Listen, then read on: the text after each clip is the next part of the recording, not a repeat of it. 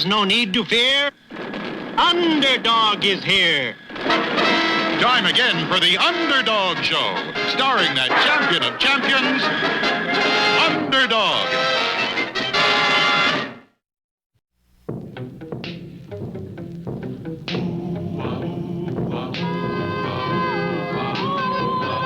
When criminals in this world appear and break the laws that they should fear and frighten all who see or hear, the cry goes up both far and near for Underdog. Underdog. Underdog. Underdog. Speed of lightning, power of thunder, fighting all who plunder. Underdog. Underdog. Underdog.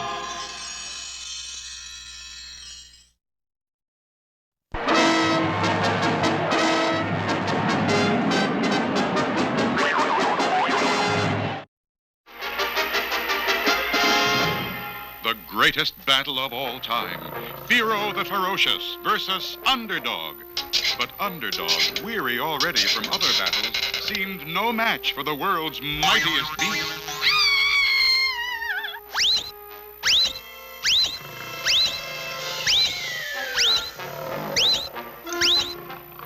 Oh, goodness! That monster is just playing with poor Underdog. Yep, Fearo is bending up Underdog like a toy.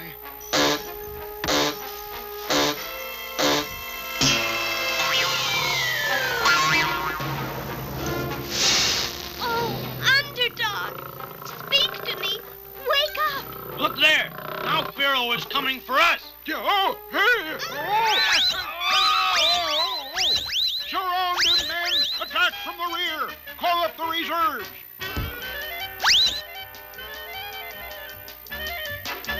Enemy off the starboard bow! Oh, Underdog! Fearo the Ferocious has Captain Coward. Can't you do something? Ring. Blimey. He said ring? What do you mean, Underdog? Why did you say ring? Quickly, Underdog! Why did you say ring? Look, on his finger. A ring. Is that it, Underdog? Is that the ring you mean? He's crushing me! The secret compartment of my ring I fill with an Underdog energy vitamin pill. And as Sweet Polly Purebred looked closely at the ring, Underdog pushed the hidden button which opened the ring's secret compartment. The Underdog energy vitamin pill. Here, Underdog. Take it quickly. Gulp.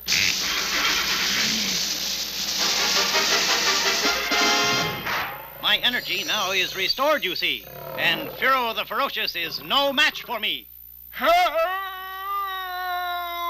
Hurry, Underdog.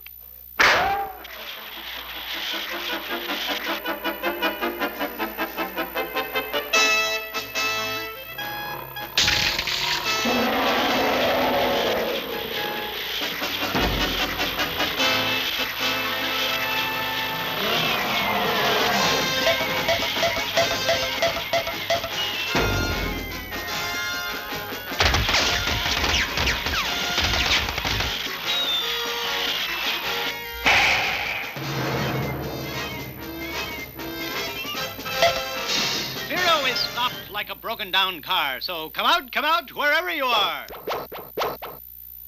With Fearo the Ferocious unconscious, the anchor chain from the ship was used to bind him securely.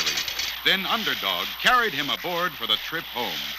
And soon everyone was watching the premiere of the new TV series, Beauty and the Beast. Ladies and gentlemen, we present to you now the new wonder of the world, Fearo the Ferocious.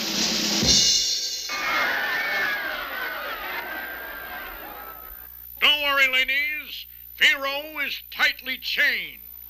And now watch as our own beauty, Sweet Polly Purebred, feeds the mighty monster.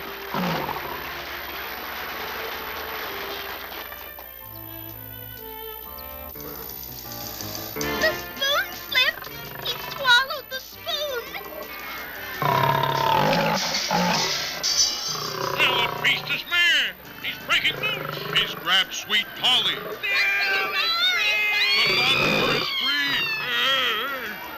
ferocious was free, a monster loose in the city, and he held Sweet Polly in his clutches. Where was Underdog, and how could he possibly stop Fearo without endangering Sweet Polly? There is nerve-wracking excitement ahead in our next chilling episode.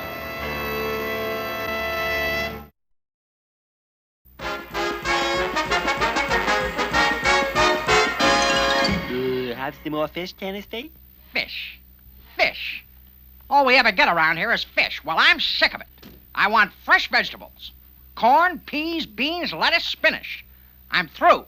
Throw that stuff away, Chumley. But Tennessee... No buts, Chumley. The food here is ridiculous.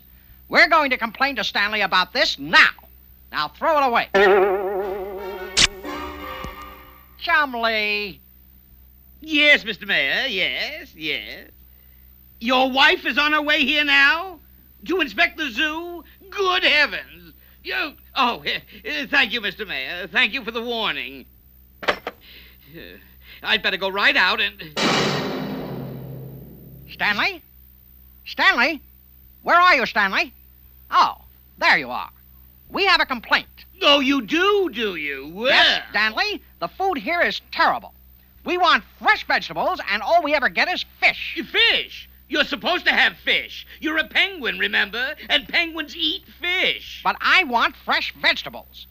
All we have to do is make our own garden and... No garden. Besides, I have no time to talk. The mayor's wife is on her way over to inspect the zoo, and she's very particular, and I don't want anything to go wrong. She's a real battle axe. Oh, Mrs. Mayor, come right in, come in. Mr. Livingston, I have heard that conditions in this zoo are terrible, and I came to see for myself. Why, Mrs. Mayor, conditions in this zoo are... terrible. The food is awful. No garden fresh vegetables. No corn or peas Tennessee, or spinach or anything like pay that. no attention to him, Mrs. Mayor. He just talks a lot. Come with me and see for yourself. We'll start with the beavers. Chumley, we've got Stanley right where we want him. When I get through with him, he'll do just what I want him to do. We'll get that garden. Come on. Yum, yum. Yum, yum. Handsome. Hey, Tennessee, what's the big idea? Just this. We've got a way to get Stanley in our power. Now, here's the beaver house. Notice what healthy, well-fed beavers we have. Food. A few scraps or stale bread, anything. Well, I never. What did I tell you? What did I tell you? Conditions here are terrible. Your Tennessee tuxedo. Yeah, I know him, Mrs. Mayor. It's one of his pesky tricks. I assure you, everyone in the zoo gets the best of care. The best. What about the elephant? The elephant? The elephant? Yeah, I assure you, Mrs. Mayor, our elephant gets the best of care. The best. Better see for yourself.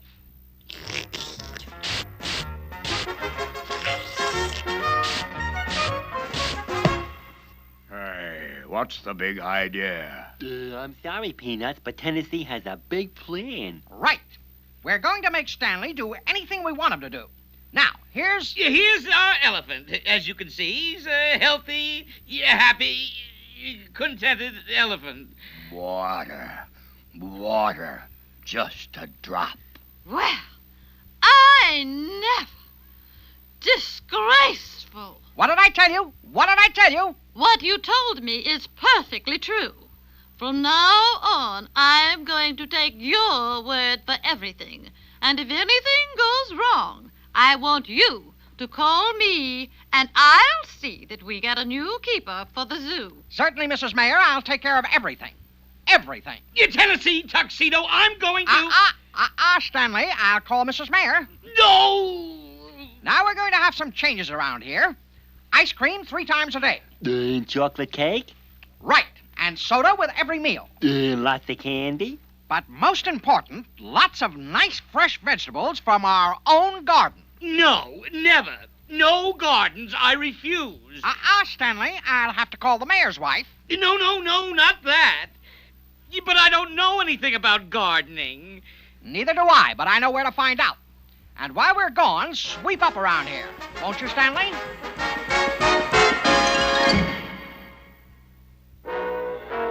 So you see, Mr. Whoopi, we'd like to learn about growing vegetables. Well, got a touch of the old green thumb, eh? Oh, yes. Well, now, I'm sure we can cover the ground on that. Get it? Ground? Oh, yes, I always like to inject a little humor. Well, let's see what the three-dimensional blackboard has to say about that. The first thing to do in planting anything is to prepare the ground. This is done by breaking up the soil with a tool called a plow. Early man used a forked stick, which he scraped along the ground.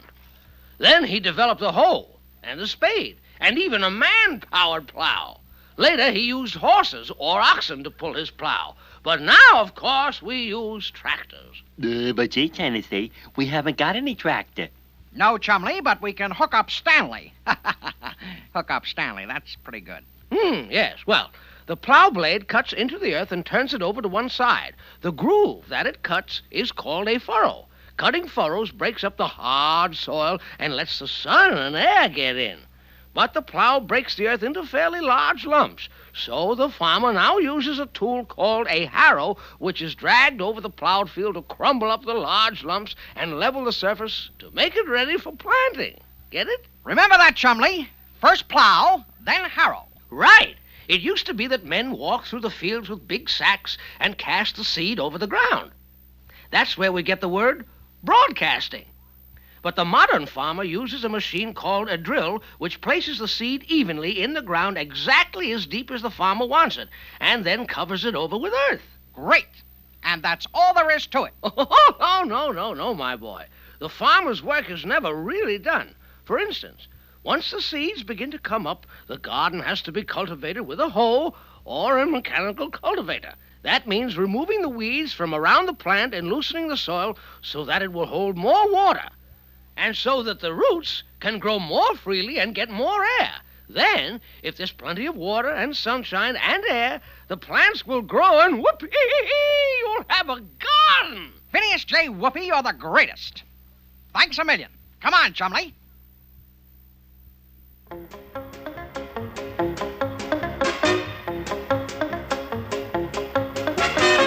This is the life, Chumley.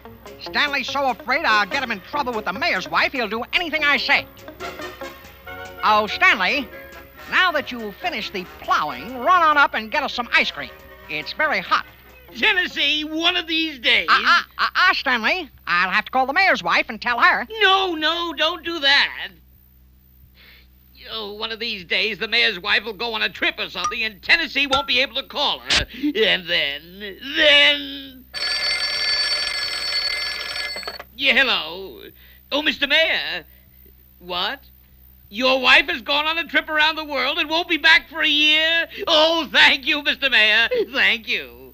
All right, Stanley, where's our ice cream? There isn't going to be any ice cream. Stanley, I gave you an order.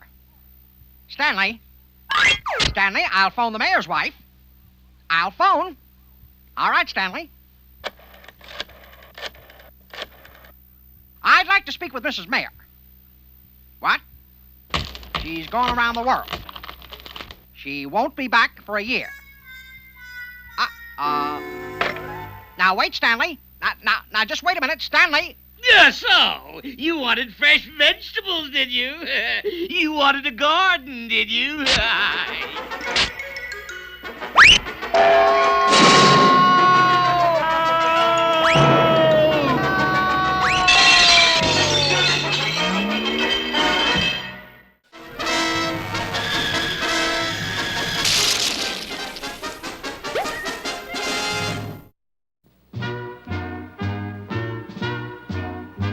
There, my old alma mater, Hex. Did I ever tell you about the most famous football game by Hex? I believe so, Commander, and... We were playing the top team in the nation. Outweighed us 3-1, and their line was a solid wall of steel. In spite of the great odds against us, we managed, through my superior playing, don't you know, to hold the Blighters to a single field goal for 3 points. But their solid steel line took a tremendous toll on our men.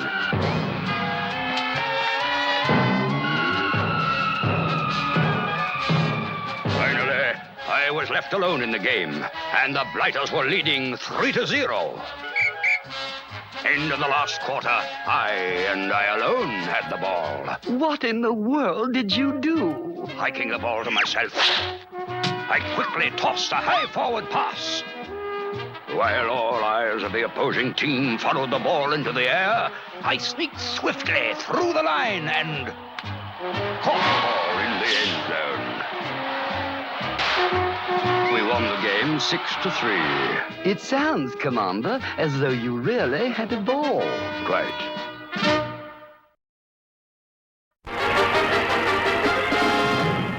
Sweet Polly Purebred was in the clutches of Fearo the Ferocious, the world's mightiest monster.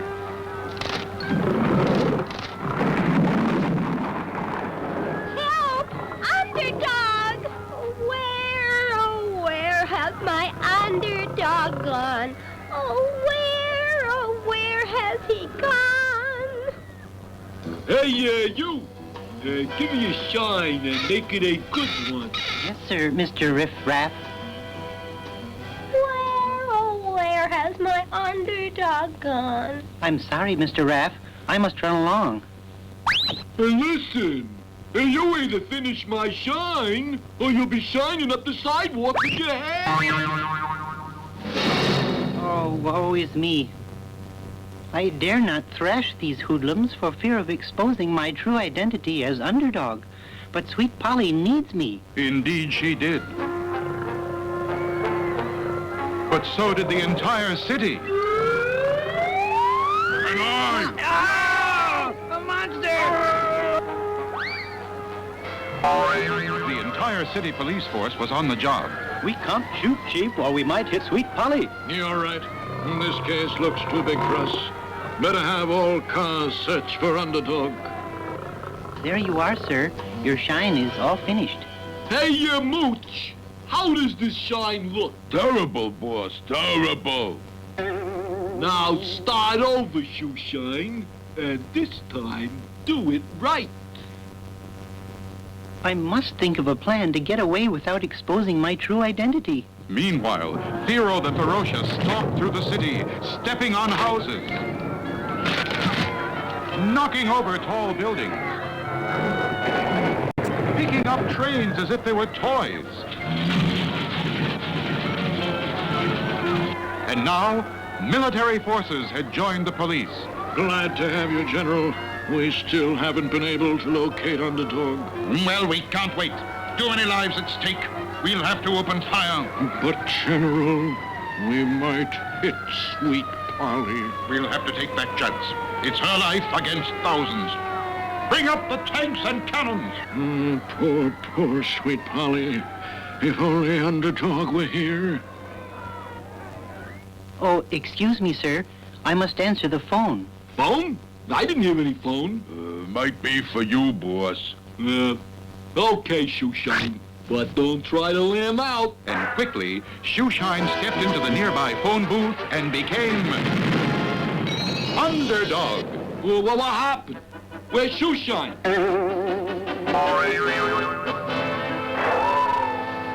All right, men. When I give the command, open fire. Poor Sweet Polly. Ready. Aim. Fire!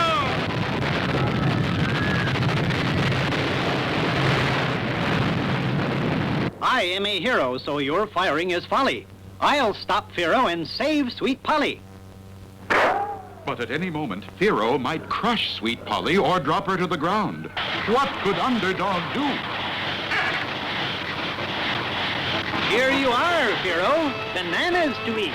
I'm sure you'll find them a tasty treat.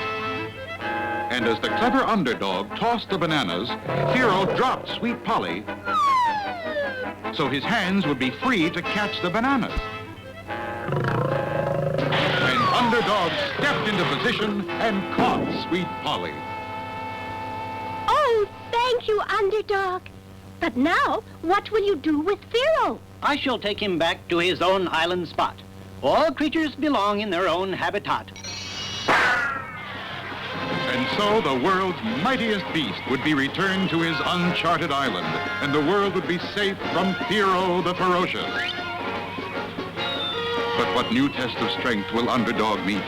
Don't miss our next exciting episode.